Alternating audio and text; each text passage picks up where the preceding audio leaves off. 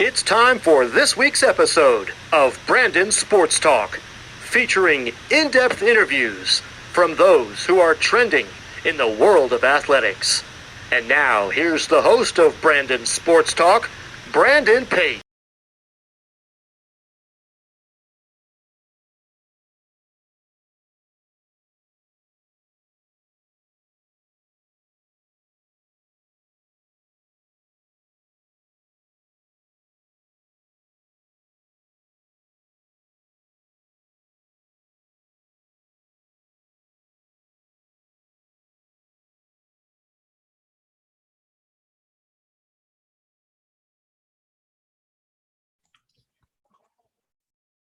Welcome back to Brandon Sports Talk. In today's episode, I have the privilege to interview the Virginia Cavaliers head men's lacrosse coach, Coach Lars Tiffany. How are you doing today? Brandon, thanks for having me on the show. Can you talk about how you knew that you wanted to get started in coaching in men's lacrosse? Well, I knew I wanted to start coaching when I was really young because even at age 5 or 6 years old, when I was watching sports on TV, whether it was pro football or basketball, I found myself, my parents saw me trying to coach the teams through the television set. So I think from a young age, I realized how much I enjoyed sports, how important sports were, how I wanted my team to win. And I'd be telling them, okay, we're gonna run the ball this time. No, we should pass the ball this time. So I've always wanted to coach. Now, in terms of coaching lacrosse, that was an easy one. Where I grew up in upstate New York, outside of Syracuse. There's a Native American reservation of the Onondagas. It's one of the 6 nations of the Iroquois. And I was exposed to the game of lacrosse through them. And so I was fortunate enough to grow up playing a lot of sports, but there was a sport called lacrosse that was really unique and special to our town of Lafayette and the Onondaga Reserve, the Onondaga Nation. And so it's when you grow up in certain parts of this country, lacrosse is very important. And when Native Americans are part of that neighborhood, like it was in Syracuse and specifically Lafayette, lacrosse becomes really, really integral to not only the sporting life, but the culture. And so for me, the opportunity to coach and then coach this game that was meant more than most sports was a natural fit. What was it like going to Brown, and what were some of your accomplishments at Brown? Brown was really fun. It's a wonderful place to go as an undergrad because there's no requirements. Meaning who doesn't want freedom? We all want more choices and more opportunities to make our own decisions. And Brown University's academic curriculum allows the student to go through with almost no restrictions. So you really enjoy that piece of it. And then I was recruited by a coach named Al Starja, who then became the Virginia coach of all places. And he allowed us to play the game freely and openly, and we got to play with a fast-paced style, not too dissimilar from the Native American way of playing the game. So it's a really great place to go to school and a really fun place to play the game the way we were playing at Brown back then. So I look back on it and with big smiles and best friends, like a lot of us do. Your college friends are your best friends, and I certainly had that experience in my 4 years at Brown, and then was fortunate enough to go back there as a coach 16 years later and be the head coach. What was that experience like going back to your alma mater to become the coach? Yeah, it's a unique one, and one that many of us don't get the opportunity to do. Most of us go back for our alumni reunion weekends, run around, get nostalgic, see some friends, some hugs, and then you go back to, wherever you now call home. And I always thought it was wonderful that I got to stay after, not be driving home Sunday somewhere else, but I get to stay right there in Providence when, the weekend was over, and make a life of this place that I had such a special experience as an undergrad for those, so it was impressionable, memorable years that we all have from 18 to 22. And now I get to live there and get paid to live there, and it was really wonderful. I loved it. And I highly recommend it to anybody. If you got a chance to go back to your alma mater in some sort of capacity, whether paid or not, it's fun to sort of drink from the fountain of youth and to remember when you were that age, and to see others go through the same path and the similar shoes that you went through, it's wonderful to share the experience through others as they go through their undergraduate experience, as I was able to for 10 years as a head coach there. What was it like getting the job as a co-head coach for the women's lacrosse team, along with being the assistant coach? Oh yeah, at Lemoyne College. This was our first job in college coaching. Woman, my girlfriend at the time, Denise Uzjan, and I, we co-coached the Lemoyne Dolphins women's lacrosse team.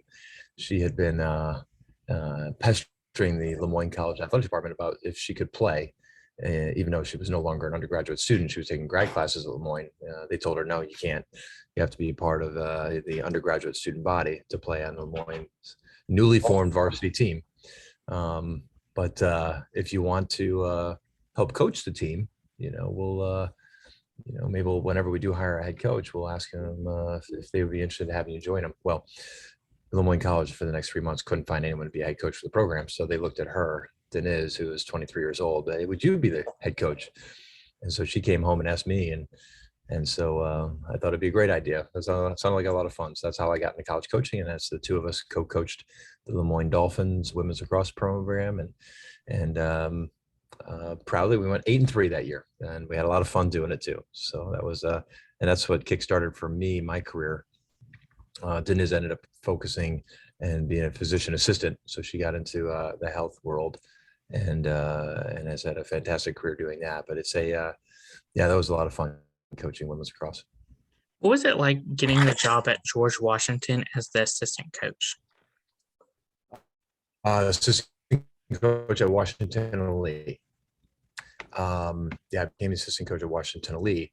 And what was unique about that was the man I got to work for with Jim Stagnita. Jim Stagnita, who's since then has gone on to prove he's one of the best coaches of the game lacrosse. He's won several titles at the professional level, and he's been successful just about every level. And he was a very good Division III coach at Washington Lee in Lexington, Virginia.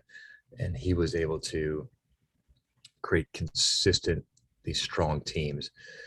And more so, he's just a really good X's and O's coach. He really sees the 6v6, the big picture, well. And he exposed me in my 2 years in Lexington, Virginia with him to schemes and slide packages and offensive sets that I hadn't been exposed to before. He's a bit more of a controlling management style, but he was putting our players in really good position to be successful and to win.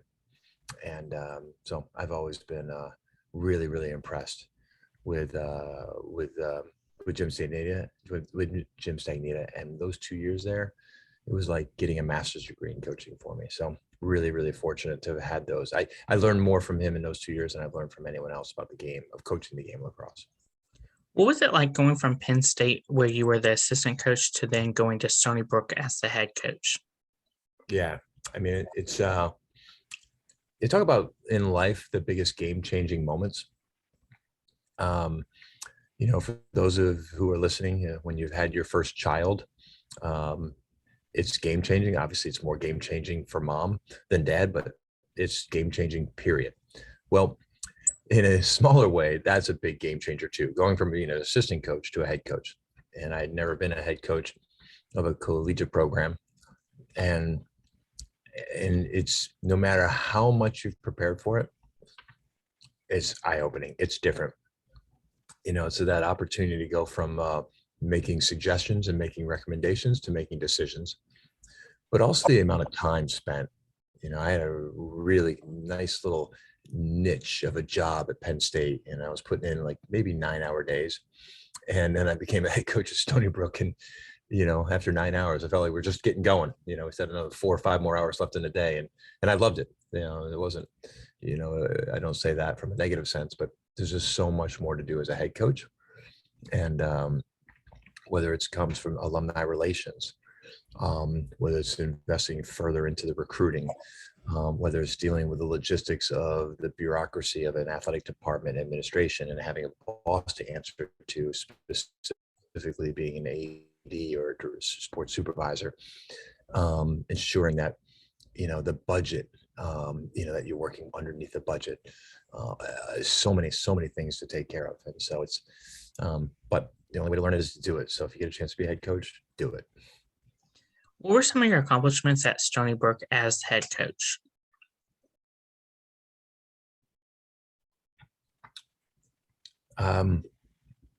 Some of the things that we accomplished at Stony Brook for those 2 years I was there. I loved the start we got off. I think we started off with a couple wins, and we had a big win over Delaware, who was ranked. We were able to beat Rutgers, who was actually being led by Jim Stagnita, the man I learned the most lacrosse from. And then we took on number 5 Army in 2005, and they were number 5 in the country, and we lost in overtime to them.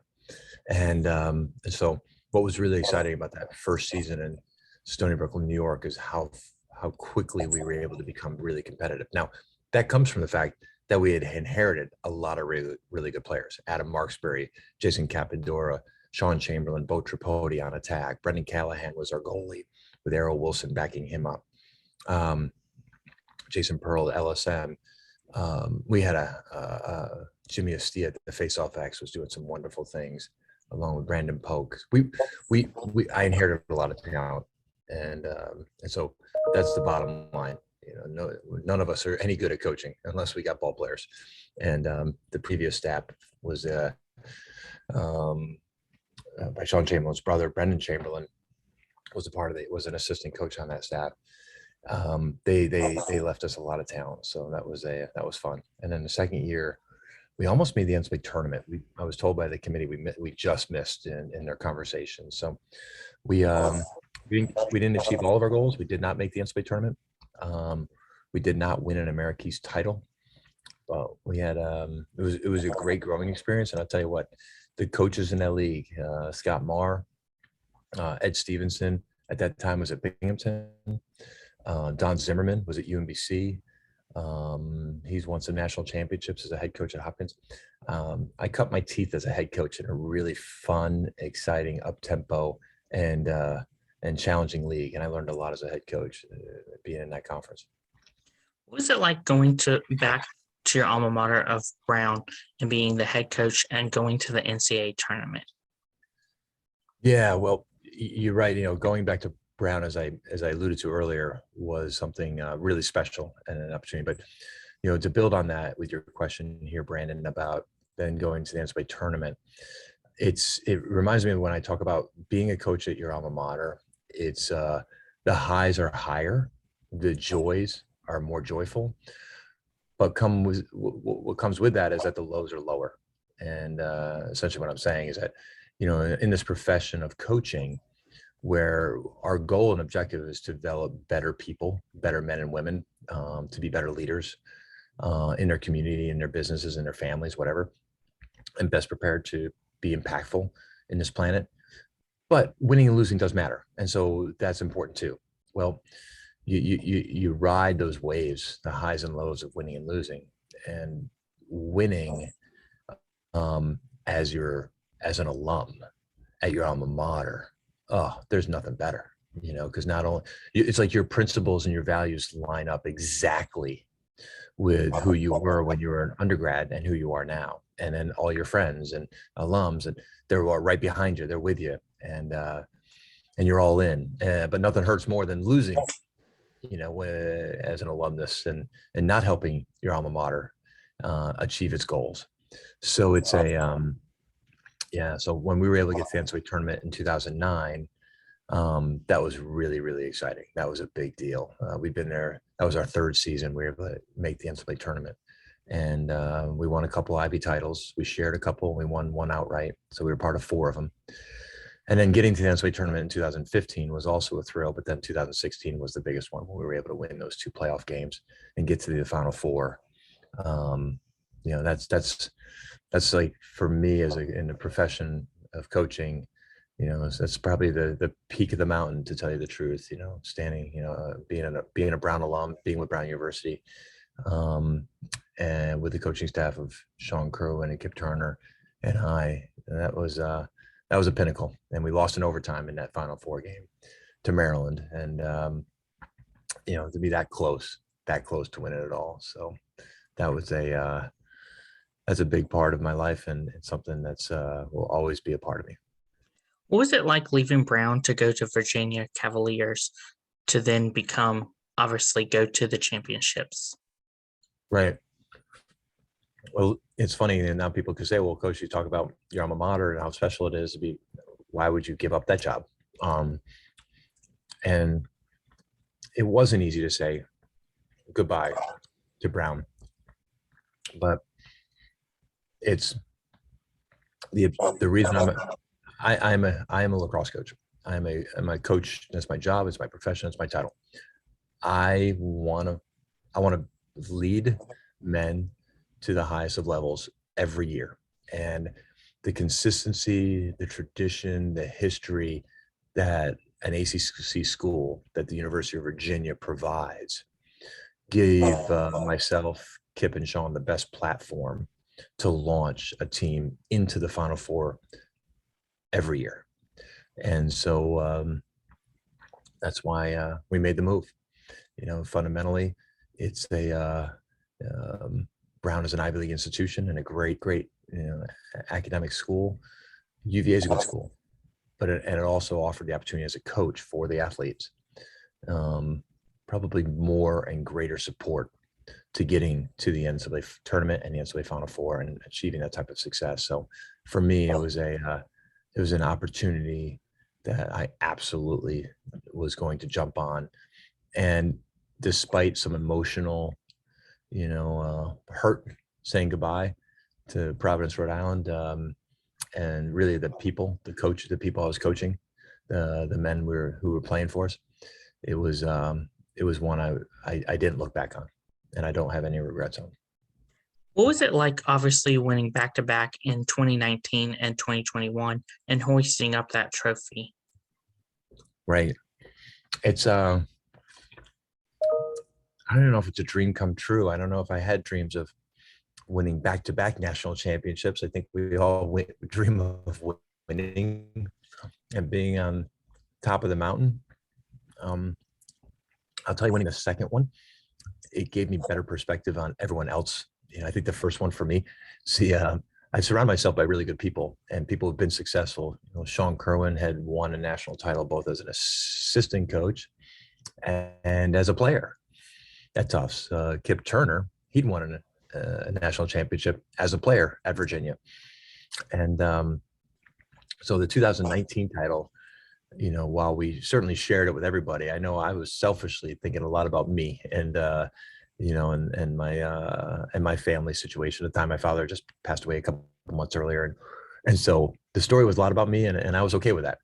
Well, it was wonderful to have a second opportunity to try to deflect, to make it about everyone else and to make it about the team. And interesting enough, when we won the championship, within about 10 seconds, I had the trophy in my hands, and without having really any conscious thought of it, I hadn't prepared this. I just ran on the field and gave it to the team as quickly as I could. And then I really wanted to make this trophy about them and not talk about my family or me. I wanted it to be completely about them, because this is, these guys get 4 years. That's it. And hopefully I get 20 years, to keep pursuing them. And so it's about the guys who are doing the plays on the field. I want to make sure that happens. So that's what I see. That second opportunity gave me of winning a second championship an opportunity to approach it differently and to make sure it's the limelight is in the right place on the men. Can you talk about, of course, the culture that you've built and what is a typical game day look like playing in the ACC?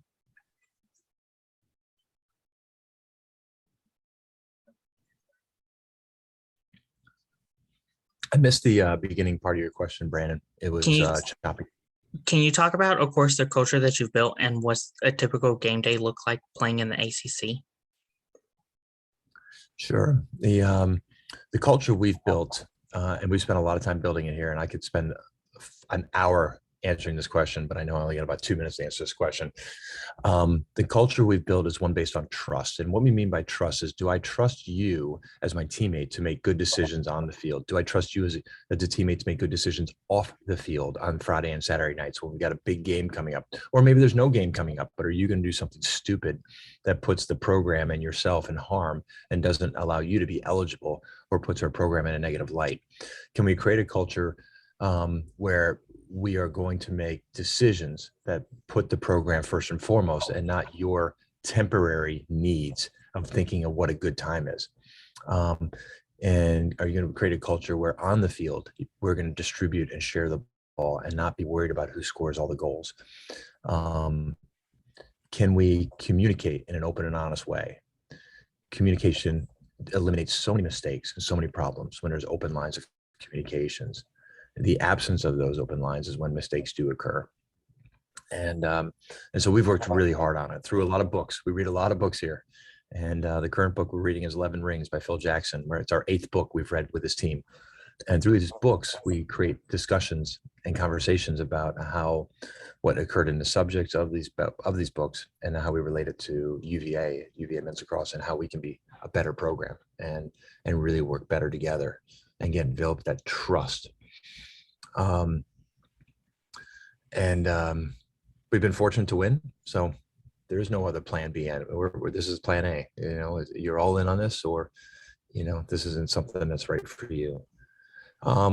Preparing for an ACC game, we try to, as coaches, say every game's important. Dom Stars used to say no big games. That was his way of saying no game's bigger than another. We're creating an attitude here where we're trying to feed off that as well. The same type of preparation, the same week, the same intensity. Try not to get too high for certain games, so that we're not lower on other games. But we're human, and we know when we're lining up with Notre Dame, North Carolina, Duke, Syracuse, those games are more meaningful because there's a league standing involved, and they're the giants of lacrosse. The ACC, the 5 teams have the greatest traditions of lacrosse. So it's it'd be hard to deny that the blood's not pumping a little bit more, and the nerves aren't a little higher. So it's a wonderful opportunity to be here at Virginia, and to get to coach 6 big ACC games a year, along with the Marylands and Johns Hopkins and these other opponents that we have. It's fantastic to have such a strong schedule here. What does the official visit look like for those prospective student athletes, and what advice would you give them? I will finish up this conversation, Brandon, with this one. For recruits, ask a lot of questions. Ask the hard questions. Where do I fit, coach? When do you see me having an opportunity to be an impact player, get on the field? What type of scholarship dollars are we looking at? When can I visit? Can I visit officially? Will you pay for it, coach? Can I come unofficially? Where the recruit and the family pays for it. What do you want to find out as a recruit exactly where you stand, and it's hard. And I'm not telling you I love these questions, because sometimes I'm not exactly sure where that recruit is, because maybe I'm waiting on another recruit to say yes or no, and I got to keep you around, or I'm still not sure. I'm still evaluating and watching both of you. If there's one spot for a lefty attackman and you're both lefty attackmen, but asking those tough questions is critical. And if you can get an official visit, you get the university to pay for it, do it. So, Brandon, thank you. Where can my listeners find you at on social media?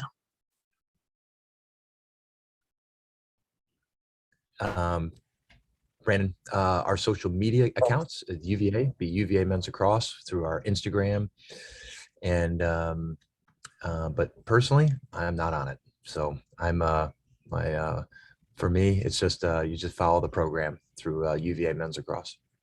Thank you again, Coach Lars Tiffany, for your interview, and best luck in your future with the UVA Men's Lacrosse program. All right, thank you, Brandon. You've been watching Brandon Sports Talk. Please feel free to like, share, and subscribe to Brandon Sports Talk on social media and on YouTube.